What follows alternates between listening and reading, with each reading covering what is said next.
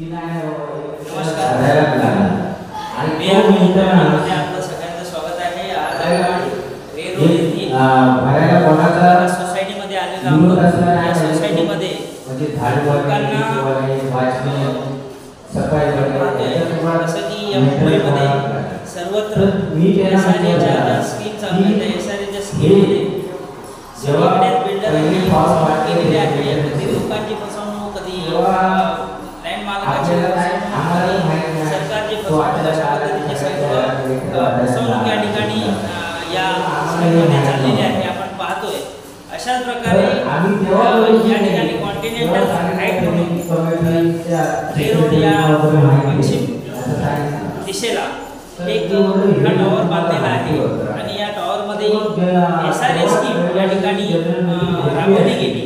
परंतु या ठिकाणी आधीही बिल्डर या लोकांची फसवणूक करत होता आणि आजही लोकांची फसवणूक होते असं या ठिकाणी लोकांचं म्हणणं आहे.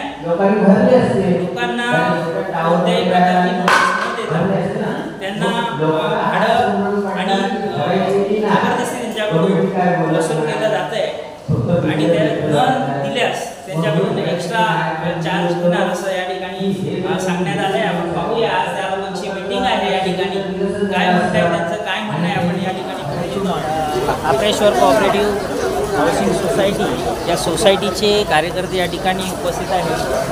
त्यांना डेव्हलपमेंटनंतर पुन्हा या ठिकाणी आणल्यानंतर त्यांचे काही जे प्रॉब्लेम आहेत, त्यांच्या ज्या बिल्डरांनी जे त्यांना आश्वासित केलं होतं त्या त्यांच्या मागण्या पूर्ण नाही झाल्या.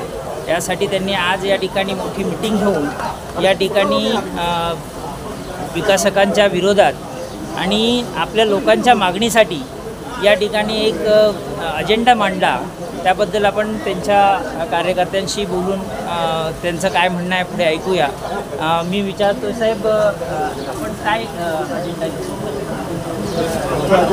आहे. ज्या आमच्या करारनाम्यामध्ये ज्या गोष्टी दिलेल्या आहेत त्या गोष्टी आम्हाला मिळाल्या, ज्या जोपर्यंत आम्हाला दिलेल्या नाही तर बऱ्याच गोष्टी आहेत त्या करारनाम्यामध्ये झालेल्या आहेत. आम्ही करारनाम्याच्या बाहेरचं काही मागत नाही. त्या गोष्टी आम्हाला बिल्डरने द्याव्यात.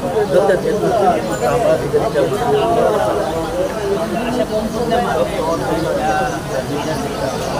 आमच्या 13 वर्षाचं 2013पासूनचं पेंडिंग रेंट बाकी आहे. ते आमच्या काही आमच्या रहिवाशांचं ते अजून दिलेलं नाही आहे.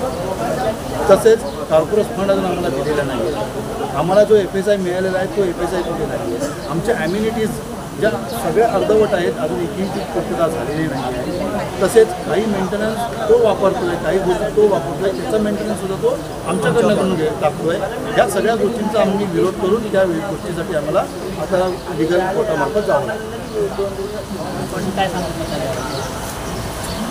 आता यांनी मांडली ती योग्य तेच सांगितलं, पण कमिटी कोणालाही जुमानत नाही आणि हे स्वतःच्या मताप्रमाणे जे करतात आणि कमिटी पण आम्ही आता काय जास्त काय भांडणार.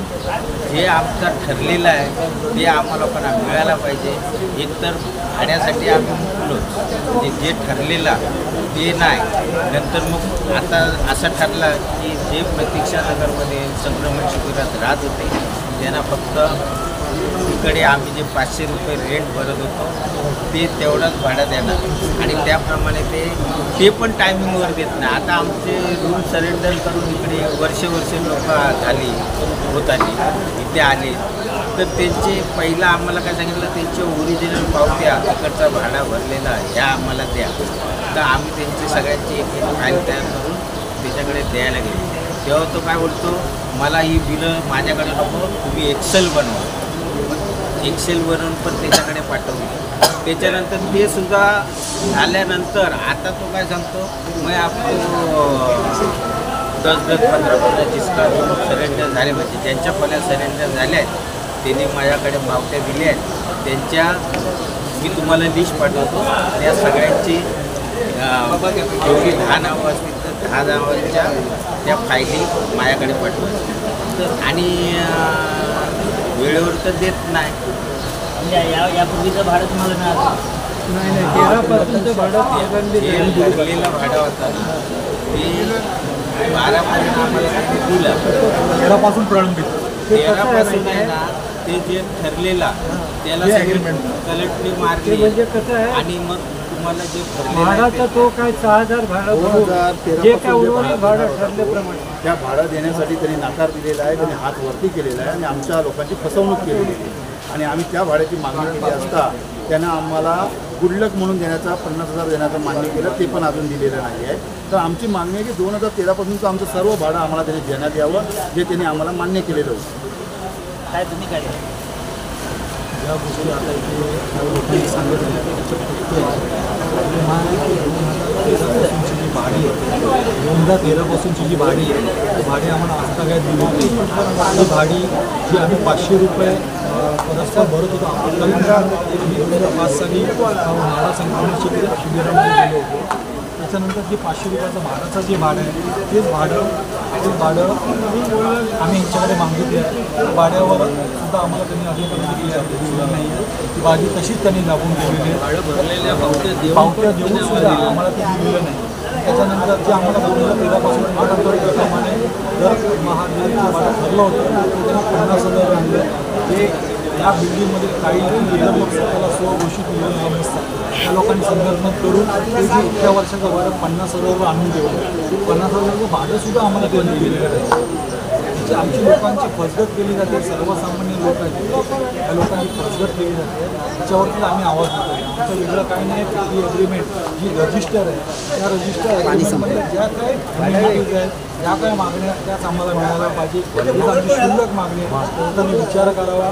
त्यांनी जर त्यांना त्याच्यावरती सुद्धा त्यांना जर आडकाठी असेल अजून काही त्यांचे ज्या डिमांड्स असतील त्या पूर्ण केल्याशिवाय आम्ही देणं नाही असं असेल तर पहिले आमचे डिमांड पूर्ण करा. जे आमच्या हक्काचे त्या पूर्ण करा. त्याच्यानंतरच आम्ही तुमची काय जे मेंटेनन्स बिल वगैरे आहे त्या गोष्टी आम्ही भरून आम्ही नाकारत नाही.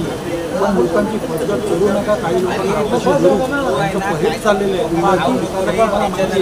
काही लोकांना हाताशी धरतो त्यांच्या मार्फत सगळ्या गोष्टी लागतो. त्या लागलेल्या गोष्टी मागणी करायला लोकांना माफ करतो. आता कसं झालं आम्ही विखुरले होतो इतके वर्ष. कोणी आम्ही वेगवेगळ्या काही गोष्टी आम्ही होतो. आज एकत्र आलो आणि पूर्ण एकत्रित आवाज आम्हाला उठवायचा आम्ही ते प्रयत्न केले. तरीसुद्धा त्याच्यामध्ये अजून सुद्धा घटकट आम्हाला ते घटकट मान्य नाही आहे. एका प्रयत्न आलो ज्या काय मागण्या कमी करायच्या मान्य झाल्या लोकांच्या तिथं असं होतं 100 मागण्या 100% नको 40% पूर्ण झाला आम्हाला त्याला समाधान आहे असं त्यांनी मागलं. या ठिकाणी आपण बघू शकता की या लोकांचं एक छोटंसं मनोगत आहे की त्यांनी जे विकासोद्योग त्यांची फसवणूक करतोय. जशी पूर्ण मुंबईभर आपण बघतोय की सगळ्या ठिकाणी विकासकांचं जे चाललेलं जे राजकारण आहे लोकांना फसवणूक जी करण्याची जी त्या लोकांची जी मनोगत जी चाललेली आहे त्याच पद्धतीने या सोसायटीमध्ये सुद्धा अशीच फसवणूक हा बिल्डर करतोय आणि लोक त्याच्यासाठी संतप्त होऊन आता लिगल ॲक्शन घेण्याच्या मोडमध्ये आले. 15%, 20% और हैंड ओवर के बाद 20% बैलेंस है जो अभी तक हुआ नहीं है और मेरे हिसाब से हो गया होगा. इन बिल्डर को दिया होगा. हम लोगों को कुछ आइडिया नहीं. ये सब आपको डिसीजन दे देता है. तो ये सब तैयारी हम लोग करते हैं और क्या होता है कि ये सब नहीं हुआ इसलिए हम लोगों ने लीगल जाने की तैयारी भी चालू कर दी. और उसके लिए हम लोगों ने बोला भी गया.